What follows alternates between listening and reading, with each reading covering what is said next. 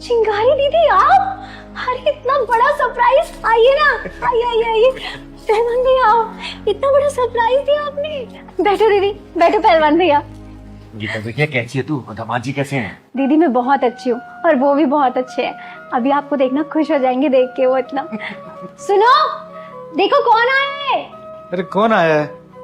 आओ देखो, देख लो। अरे दामाद जी, आपके पास समय नहीं था तो देखिए मैं खुद ही मिलने आ गई आप लोगों से। जीजा जी नमस्ते। गीता जरा सुनो जरा। दीदी मैं 1 मिनट आई। अरे हाँ हाँ, जा। गीता बिटिया ने अरे बड़े अच्छे से रखा है, देख कितना साफ सुथरा दिख रहा है ना। चलो अच्छा है। हाँ बोलो, क्या हो? क्या ये सब? क्या है ये सब? मैं समझी नहीं।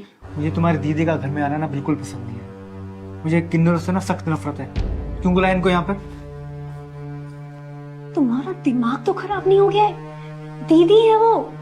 अरे शादी से पहले तो तुम उनके पैर छुआ करते थे। सुनो, वो शादी से पहले की बात थी। अब मेरी शादी हो चुकी है और मैं नहीं चाहता कि ऐसे लोग मेरे घर में आए और मोहल्ले में मेरी बेइज्जती हो, समझी? इससे पहले कि मैं उन्हें भगाऊं, उनको बोले यहाँ से जाएं।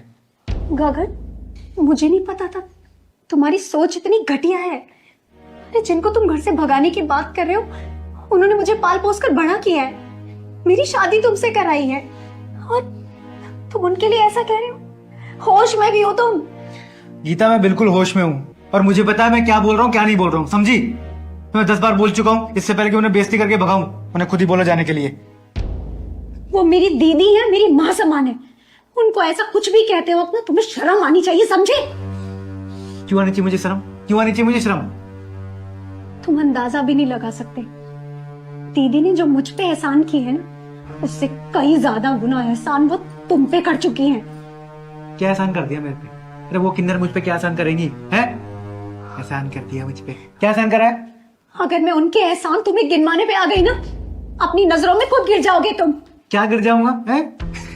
अरे सरकारी नौकरी है मेरी, 1.5 लाख रुपए कमाता हूँ, समझी? ऐसों के एहसान नहीं लेता मैं। जिस सरकारी नौकरी का तुम आज घमंड कर रहे हो ना, वो सरकारी नौकरी भी चिंगारी दीदी ने तुम्हें दिलवाई है।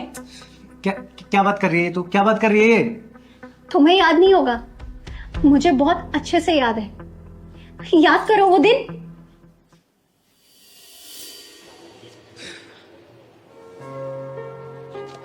गगन, तुम भी ना कभी भी मिलने बुला लेते हो। सगाई हो गई इसका मतलब ये नहीं कभी भी मिलेंगे। दीदी को ये सब पसंद नहीं है। क्या हो गया, क्यों इतने परेशान हो? नहीं तो लगता जो नौकरी मुझे मिलने वाली थी ना, वो लगते लगते मेरे हाथ से निकल रही है। क्यों? तुमने तो सारे इंटरव्यू, सारे राउंड क्लियर कर लिए थे, फिर नौकरी क्यों नहीं मिलेगी तुम्हें? अरे जो नौकरी के लिए मैंने इंटरव्यू दिया था ना और मेरी लगने वाली थी, उसके लिए एक आदमी 5 लाख रुपए दे रहा है। ये नौकरी तो उसे ही मिलेगी। अरे लेकिन ऐसे कैसे हो सकता है कि पैसे देके नौकरी खरीद लो? काबिलियत भी तो कोई चीज होती है ना यार। गीता, काबिलियत की कोई वैल्यू नहीं है यहाँ पर और ना ही किसी डिग्री की। अगर वैल्यू है ना तो सिर्फ पैसे की। अगर पैसा नहीं है तो नौकरी भी नहीं है। पर मैं तो सोच रहा था कि अगर सगाई तो हमारी हो ही गई है, अगर शादी से पहले हमारी नौकरी लग जाती, मेरी सरकारी नौकरी लग जाती, तो हमारा जीवन कितना खुशहाल हो जाता। तो तुम भी 5 लाख रुपए देके नौकरी खरीद लो। अरे यार गीता, तुम भी कैसा मजाक कर रही हो? मैं बेरोजगार आदमी 5 लाख का इंतजाम कैसे करूंगा? गीता, तुम एक काम कर सकती हो। तुम पापा से बात करो ना, तो जैसी मेरी सरकारी नौकरी लग जाएगी, मैं धीरे धीरे करके सारे पैसे चुका दूंगा। एक बार बात करो ना पापा से। पापा से? ठीक है गगन, तुम परेशान मत हो, मैं कुछ देखती हूँ।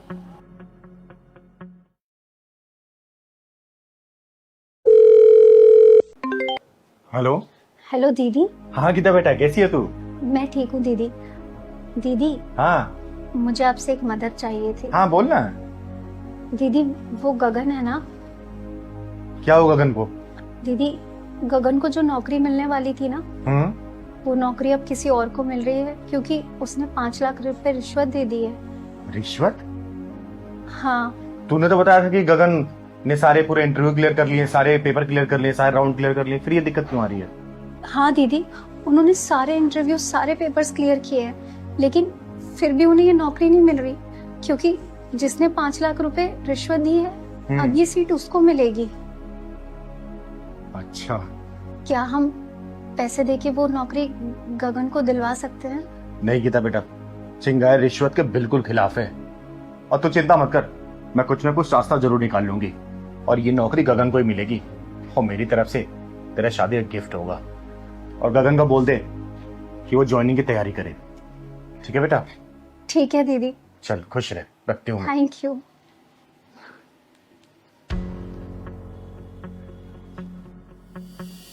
याद आया कुछ?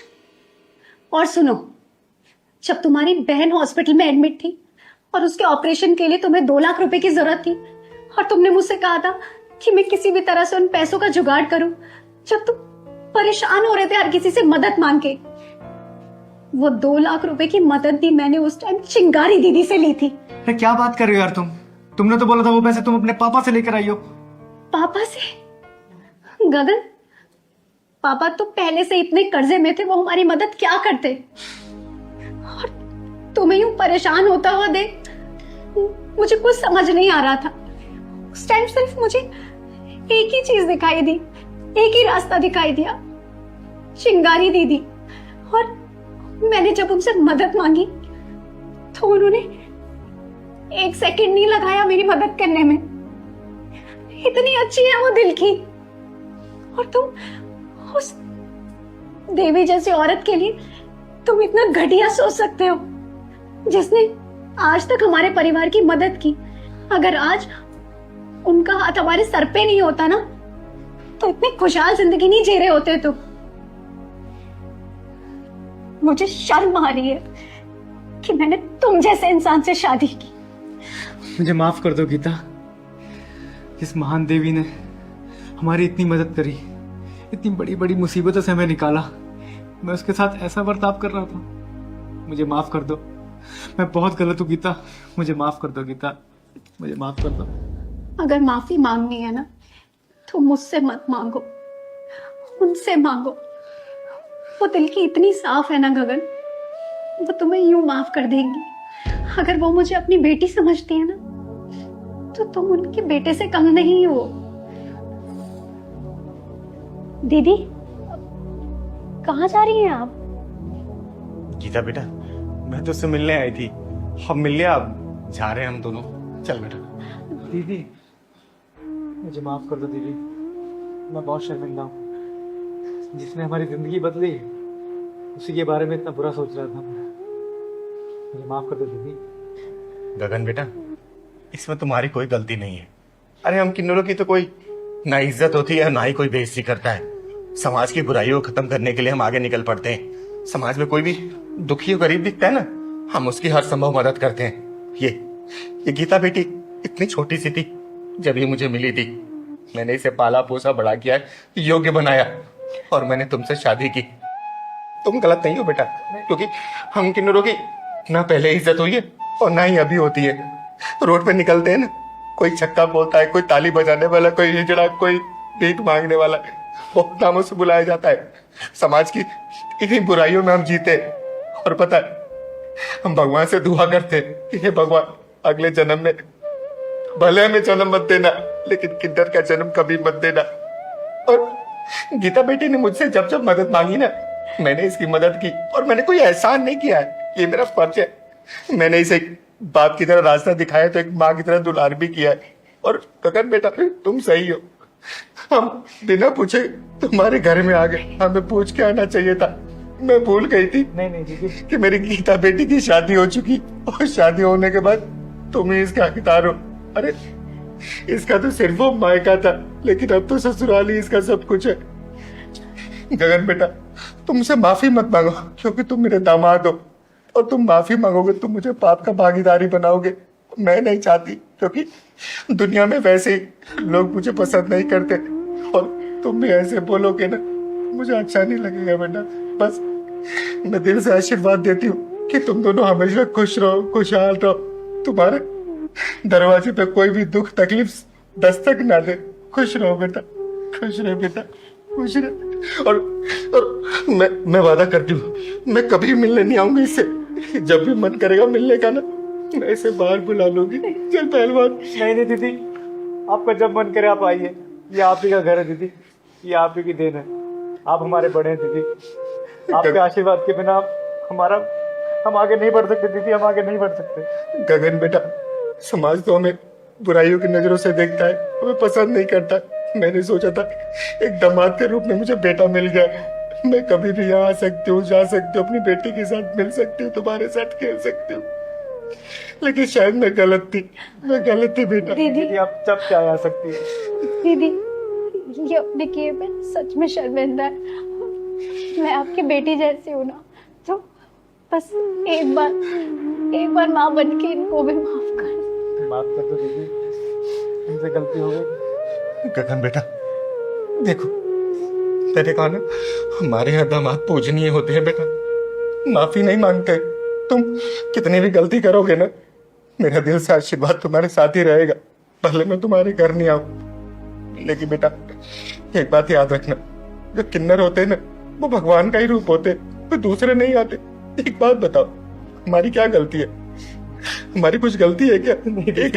एक अंग विशेष न होने का समाज हमें ऐसे ठुकराता है, किन किन नामों से बुलाता है। अरे अर्धनारेश्वर के रूप है हम।